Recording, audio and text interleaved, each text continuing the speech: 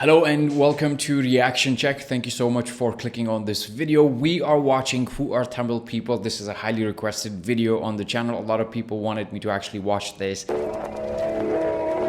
देख रहे हैं Reaction Check. To be honest, I've been watching a lot of these Tamil content for the past 6-7 months, and I have explored a whole new world of cinema and language and culture for myself through these reaction videos, and I thank you very much. Who are Tamil people? If you ask me, they are really kind and nice people, but there's a video that actually describes who are Tamil people. I actually want to know what exactly this video says based on what I have learned. Maybe we can talk about that after the video. Let's jump into this video and see what we have. This is South India, home to the biodiversity hotspots, the Western and Eastern Ghats, the Bengal tiger, the Nilgiri tar, the Indian elephant, and whatever this creature is. Here is also the cradle of Tamil culture. Today, there are about 80 million Tamils in the world. That's more than there are French, Colombians, or Kenyans. Most Tamils live in North and East Sri Lanka or in the southern Indian state of Tamil Nadu, literally Tamil country.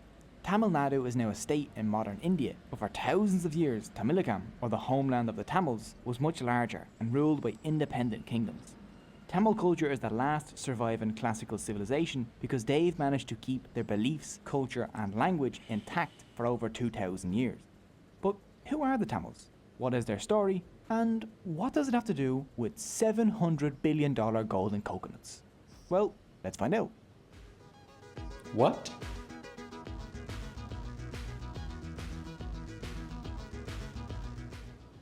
The Tamils, maybe more than any other people, are in love with their language.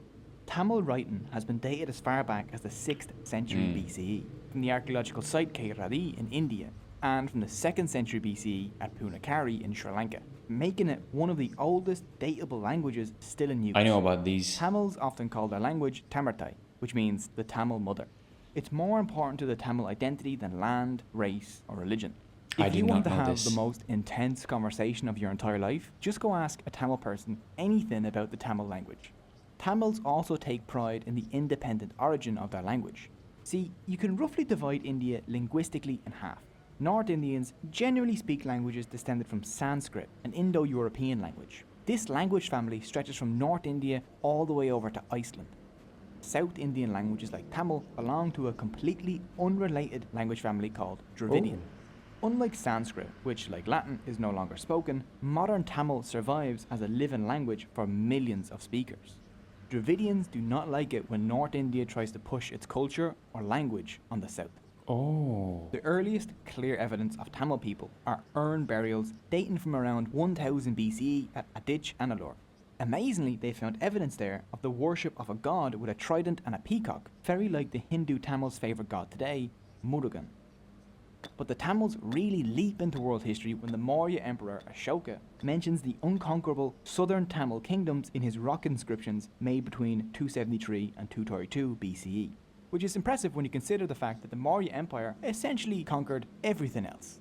This is right around the beginning of a Tamil golden age known as the Sangam period, lasting from the 3rd century BCE to the 3rd century CE. At this time, Tamilakam was ruled by 3 Tamil dynasties, the Solas, the Seras, and the Pandyas. Unfortunately, there were no actual pandas in the Pandya kingdom. I know. The Tamil kings were immeasurably rich and used their wealth to sponsor century-long poetry slams, called Sangams at the Pandya capital, Madurai, where male and female poets would show off their works. These poets created thousands of poems, books, and epic stories called Sangam literature.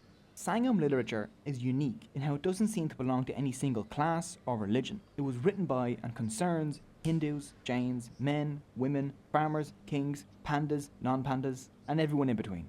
One great Sangam poet, Poon Kunkrenar, emphasized the equality of all humans, saying, "I am a citizen of the world, and everyone in the world is related to me." This was quoted by one of India's most beloved presidents, the Tamil Muslim aerospace scientist Abdul Kalam, at the European Parliament in 2007. The Sangam literature tells us about a rich, cosmopolitan and multi-ethnic Tamil-speaking society 2,000 years ago, where Hinduism, Jainism and Buddhism all coexisted peacefully, where kings would even invite priests to public debates on their beliefs. Sangam poems describe Madurai as so rich that it had a moat with secret underground passages large enough for elephants. Greek mercenaries guarded its gates, and the scent of perfume could be smelled miles away from the city, where there were folks of every race buying and selling in the bazaars or singing to the music of wandering bands. So how were the Tamils so rich? They were spicy. The ancient world was a bland, flavourless, unseasoned mess. It tasted a lot like English food. This was until the Tamils taught everyone the way of the spice. A 1st century CE Greek manual for sailors, the Periplus of the Erythraean Sea, says that the Tamils exported pepper and other spices along with diamonds, woven textiles, pearls, ivory, malabadrum and other luxury items. What's malabadrum? Who cares? It sounds luxurious though. Another major export was cotton and silk clothing woven by women. Indian women would dominate this global trade for the next 2,000 years. Tamils traded so much that Pliny the Elder said India takes 100 million sesterces from our empire per year at a conservative estimate. That's about 10 tons of gold. China had the Silk Road, the Tamils had the Flavor Highway? No, the Spice Boulevard. Whatever. They made themselves the centre of a global trade network that linked Europe, the Middle East, Africa, India, Southeast Asia and China. We've discovered massive hoards of Chinese, Iranian and Roman coins along the ancient Tamil coast. Tamil inscriptions have been found as far apart as Egypt and Thailand. A statue of the Hindu goddess Lakshmi got buried at Pompeii, and Tamil ambassadors met with Augustus Caesar in 20 CE. This trade made Tamil cooking the first international cuisine in the world. The word orange comes from the Tamil naram, ginger comes from Tamil inchivar, and rice in loads of European languages comes from the Tamil arisi. Without the Tamils, Ireland's greatest contribution to world cuisine, the spice bag, would not exist. And honestly, I don't want to live in that kind of world. One Roman cookbook had over 300 recipes using Indian spices, from ostrich curry to tasty peppered brain sausage, or everyone's favourite, another laxative. Link to the cookbook is in the description, in case you need a laxative. Tamils got so rich off of their trade routes that just one temple, the Padmanabhaswamy temple, whose vaults were recently opened, has a treasure worth over $700 billion. This was accumulated over thousands of years from the donations from Tamil dynasties like the Seras, the Pandyas, the Pallavas and the Cholas. Some of the things in the temple include this golden Mahavishnu statue, tens of thousands of gold coins, a solid gold throne, golden elephants, a 5-meter long diamond necklace, and my personal favourite, a 30-kilogram solid gold coconut. At what point does that stop being a coconut and start being a bowling ball? There are still unopened vaults in this temple, so we're still unsure of how much it's worth.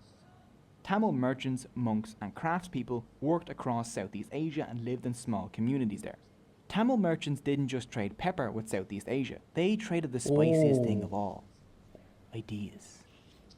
From the 4th century CE on, kingdoms from Thailand to Vietnam to Indonesia were ruled by Hindu kings and wrote using Tamil writing.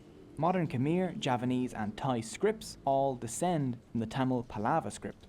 The greatest monument to this cultural exchange is the originally Hindu temple of Angkor Wat in Cambodia, the largest religious structure on earth. By the end of the 13th century, we even find a Tamil Hindu temple dedicated to Shiva all the way over in the Chinese port of Qinzhou, where a small Tamil community lived. It's the wealth and fame very of the similar. Tamil lands invited more than just Angkor merchants. Wat. A small Jewish community could be found in Kochi from the 6th century BCE. More even came as refugees after the destruction of the Second Temple in 70 CE. And according to local tradition, the Jews were followed by St. Thomas, the apostle of Jesus, who landed in India in 52 CE and started converting people to Christianity. From Thomas, India's current Syrian Christian community claims descent. In 629 CE, a mosque was built by Muslim merchants in Muziris, and you can still go visit it today, or a part of it at least, because the Portuguese blew it up in 1504, but it's still cool. You can still see some of it. Okay, so we're going to do a little time jump here. Let's see. Invaded by Buddhist warrior tribes, Jainism and Buddhism take over for a bit, rise of the Pallava dynasty, Hindu revival. Here it is. After the Sangam period, the next great Tamil golden age happened under the Chola dynasty, between the 9th and 13th centuries. Their greatest king, Raja Chola, rose to the throne in 985 CE. He and his son quickly turned his modest kingdom into an empire that conquered most of South India, Sri Lanka, and the Maldives. The Chola used their massive navy, the largest in Asia at the time, to control the trade routes between Southeast Asia and China. When the Srivijaya Empire threatened to block Chola access to the Straits of Malacca, the Cholas launched massive naval attacks across Indonesia and Malaysia and even kidnapped the Srivijaya king. And no one ever messed with their trade routes ever again. Along with an army containing 60,000 war elephants, the Chola king's personal guard included the Padimuglir, or women bodyguards trained in Tamil martial arts. I did not know weapons. this. There are also mentions of women working as advisors and ambassadors, and using their own money to make large donations to temples. Raja Chola poured his enormous wealth into building massive temples in a style called Dravidian architecture. The most well-known of these being the Raja temple in Tanjavur. This 66-meter tall soaring monument to Raja was one of the tallest buildings in the world at the time. Other than Raja temple, other Chola/Dravidian architecture is also breathtaking, like the Iyarateswara temple, the Kankikonta Solapuram temple, and the Champakaresuvara temple. Chola temples also acted as banks. These temples received massive donations from the royals, and then they offered loans from those donations to farmers, villages, and merchants. Chola temples became this weird vehicle for redistributing wealth and reinvesting it in arts and local communities, making everyone richer. It's no wonder why when Marco Polo came here in 1273, he called the Chola lands the richest province on earth. Chola power declined in the 12th and 13th centuries. Buddhism and Islam replaced Hinduism in Southeast Asia, and Tamil lands in Kerala drifted away and developed their own language and culture, which resulted in the modern Malayalam language. Okay, so we're going to need to do another time jump. You have Muslim invasions from the north, rise of the Vijayanakarap, who built the world's second largest city, arrival of the Portuguese, destruction of the Vijayanakarap by Muslim armies, Tamil lands fracture into small states, and here it is. No, it can't be. Not you again. Tally ho, 'tis a smashing civilization you've got there. 'Twould be a shame if someone were to plunder it. Tamilakam was split into small, competing states in the 17th century, which made it easier for the newly arriving European powers to invade. By the end of the 18th century, most of South India was under British rule. The Tamils resisted the British invasion. One example is that of the Queen of Shivaganga, Velu Nachiyar. To protect her kingdom from invasion, she built an army to resist the British imperialists. This army included a regiment of women soldiers. One of them, Kulili, volunteered to destroy a vital British ammunition depot that was located inside a temple. Kulili and her fellow warriors easily entered the temple as worshippers because the British thought women were harmless. Unable to sneak weapons in, they poured oil over Kulili, who then set herself on fire and leapt into the ammunition depot, blowing it up and securing victory for her queen in the following battles, becoming the first woman martyr in India's long battle for freedom. Despite acts like this, by 1858, the British Crown had seized control of all of India. Famine quickly swept South India between 1876 and 1878, killing 8 million people. With the area devastated by famine, the British could dismantle the over 2,000-year-old Tamil textile industry. As British textile manufacturers couldn't compete with Tamil textiles, so they destroyed all the Indian looms. Then they pushed Tamils out of work as craftspeople and onto tea, sugar, coffee, and opium plantations in India, or sent them off across their empire as indentured servants. John Sullivan, a colonial official in southern India, said, under their own dynasties, all the revenue that was collected in the country was spent in the country. Our system acts very much like a sponge, drawing up all the good things from the banks of the Ganges and squeezing them out on the banks of the Thames. India would eventually win its independence from Britain in 1947. In the first 2 decades of Indian independence, language became a battlefield in India. In 1950, Hindi, the most spoken language in India, was selected as the sole official language of the country, with 1965 picked as the year the changeover from English would happen. Speakers of the Dravidian languages in the south didn't like Hindi because it was Sanskrit-based, which they considered more alien than English. As 1965 approached, thousands of Tamil student protesters shouted, "Hindi never, English ever," in the streets of Seni. 4 students set themselves on fire as a symbol of non-violent protest. Dravidian political parties made it clear that if Hindi became the official language of India, then Tamil Nadu would secede from India. The protesters won. The Official Languages Act Amendment of 1967 ensured the continued use of English alongside Hindi as the official language in India up until today. Even now in India, Tamil Nadu is famous for its independent streak, love of its culture and language, and for acting as the champion of Dravidian politics against the north. But Tamils don't only live in Tamil Nadu. Just a few kilometres away from there is the island nation known today as Sri Lanka, where Tamils make up 15% of the population. Sri Lanka is home to several ethnic groups. The mostly Buddhist Sinhalese are the majority, and the mostly Hindu Tamils are the second largest group. Both groups have been on the island for over 2,000 years. This island was known as Ceylon when it suffered 3 centuries of colonialism under Portugal, the Netherlands, and then the British Empire took over in 1796. When the British arrived, they were like, how can I make everything worse? Oh, let's introduce inter-ethnic conflict. In the 19th and early 20th centuries, to spur hatred, the British chose Tamils for higher positions than the Sinhalese in the government. Then, in the Sri Lankan highlands, Sinhalese lands were seized by the British and enslaved Tamils from India were settled there as plantation workers. These are Indian Tamils, distinct from the Sri Lankan Tamils who have lived in Sri Lanka for much, much longer. Sri Lankan Tamils live in the north and east, Indian Tamils live in the central highlands, and the Sinhalese live essentially everywhere else. When the British got kicked out of Ceylon, now Sri Lanka, in 1948, the majority Sinhalese took control of the island. Sinhalese nationalism exploded, and soon anti-Tamil massacres swept the island in 1956, 1958, and 1977, which led to the formation of a guerrilla fighting group known as the Liberation Tigers of Tamil Eelam, better known as the Tamil Tigers. On the 31st of May 1981, the Sri Lankan police burned the Jaffna Public Library to the ground, home to 97,000 books and containing irreplaceable artifacts of Tamil history. Seeing the fire, one Tamil refugee said, "It was as if my entire biography, my history and the history of the Tamils had been destroyed, wiped from the face of the earth as if we did not exist." On July 23, 1983, the Tamil Tigers ambushed and killed 15 Sri Lankan soldiers, causing another anti-Tamil massacre to sweep the country in an event known as Black July. The Sri Lankan Civil War had begun.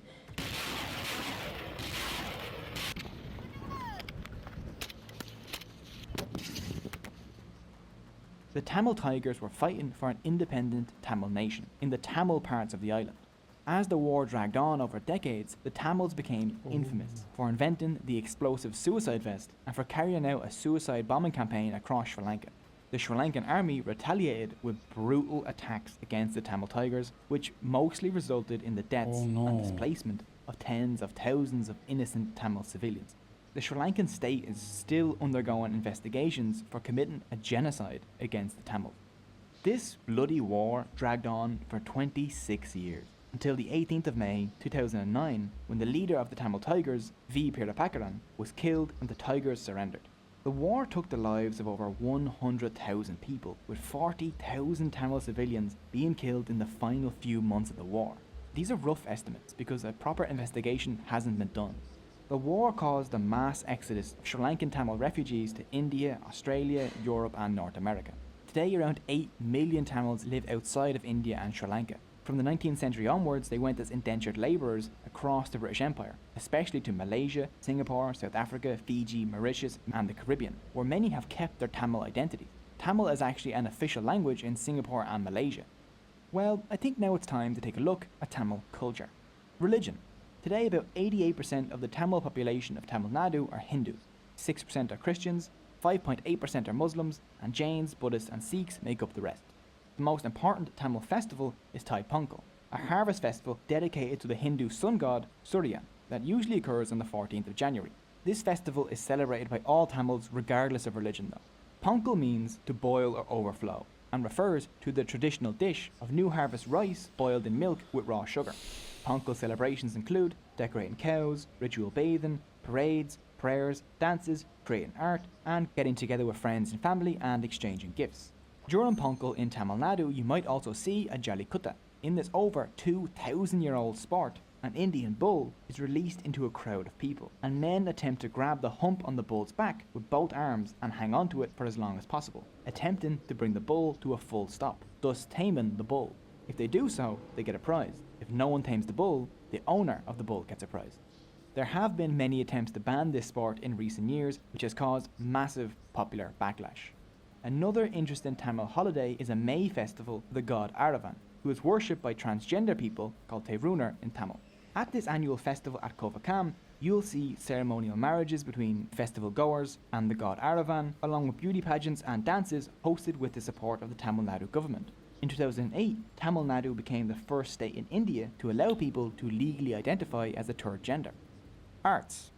Tanjavur paintings and Sola bronzes are some of the Tamil's greatest contributions to world art. But one of the more humble yet distinct features of Tamil art is the kolam, which decorates the front of almost every Tamil home. These are geometrical and floral designs made of rice flour. Each day the kolam is crafted by women and then erased the next morning to make room for a new one.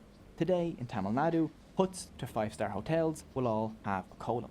One of the most treasured pieces of Tamil literature is the Tirukural by Tiruvulluvar, which has its origins in the Sangam period but was finalised a few centuries after. This is a masterpiece in ethics and living well.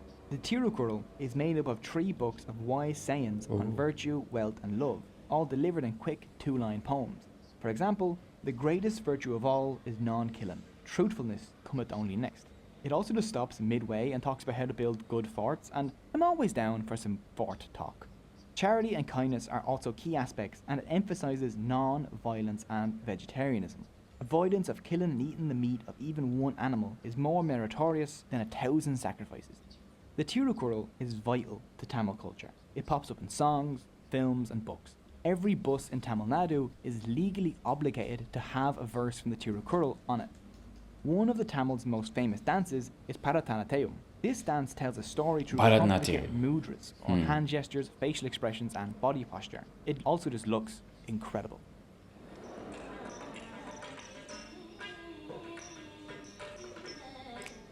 Food. Rice is the staple of the mostly vegetarian Tamil diet. Bananas and plantains, jackfruit, coconut, lentils, tamarind and mango are also commonly used ingredients, along with a huge amount of spices. Traditionally, a Tamil meal is eaten off of a banana leaf. Some favourite Tamil foods include the light and fluffy idli, the fried and spicy vadai, the crispy dosa, and the delicious fried banana bonda. I like dosa. And no Tamil dish is complete without a side of sambar, chutney, or in Sri Lanka, coconut sambal. Tamils also love their coffee, which they brew in this unique South Indian device. Cinema. Tamil people are passionate about cinema. Based in the Kodobakam neighbourhood in Sena, the Tamil film industry, or Collywood, is the second largest film industry in India. Mani Ratnam's gangster epic Nayakam was included in Time magazine's 100 best movies of all time list. I actually watched a movie with one of Tamil cinema's superstars, Rajinikanth, where this happens, and it was an absolutely amazing few hours. Tamil cinema has even bled into Tamil politics. 3 chief ministers of the Tamil Nadu state have risen out of Tamil cinema.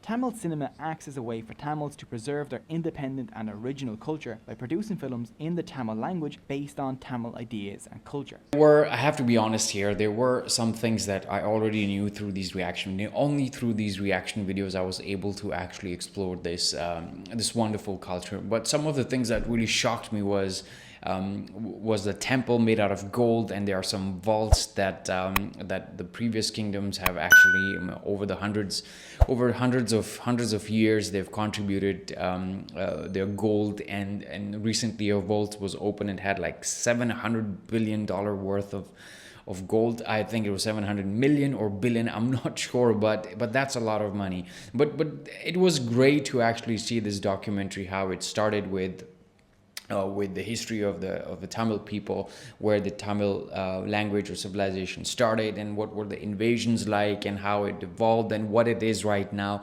and why it is like that. I was not aware of the Tamil language conflict that happened in the 1950s or 1960s, according to the documentary, where people came out on the street and said, we say no to Hindi language and we want to preserve the Tamil language. And I think that's the reason a lot of people that actually are watching these videos, they sort of are very proud of the language.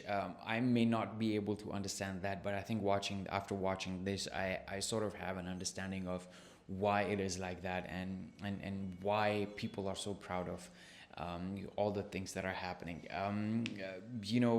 some of the things that really, other things that fascinated me were the Tamils, their trade, and how they were, doing ideas, the script that we see, Tamil script, and some of the, Cambodia, Thailand, the script, whenever I saw that, it sort of had similarities, but it actually branches out of the Tamil script itself. So there are a lot of things like perfumes, different races buying and selling, doing trade in different eras or different time. The Chola Empire that actually expanded and went all the way to Indonesia, Malaysia, and how they actually kidnapped the kings of Indonesia at that time. All these things were really unknown to me, and I think the worst thing that I could actually understand here was when in Sri Lanka the library was burnt, which had books from thousands of years old, books, and history was all ruined, and a person commenting said that it's as if that my entire history has been erased from this world, as if I do not exist, as if there's no identification whatsoever for someone like me. That was really an emotional moment for me during this documentary. And I mean, honestly, by watching all these content or all these interaction that we have, I have a lot more respect for Tamil people than I had before. Before watching these Tamil movies or Tamil reactions, I had very limited knowledge. The knowledge that was given to me through Indian Bollywood films, how Tamilians are, how Madrasis are, but I think that has evolved as I have started watching more and more of these cultural videos. And I think there's a lot of content that is available out there in Tamil language, and people have preserved that, and that is the best thing that I think you as a person is preserving the language and making sure that this language retains itself for the next century as well. And I think I really salute you for that, and thank you so much for sharing your culture and all these great videos with me. I'll see you in the next one. Take very good care of yourself. Adios.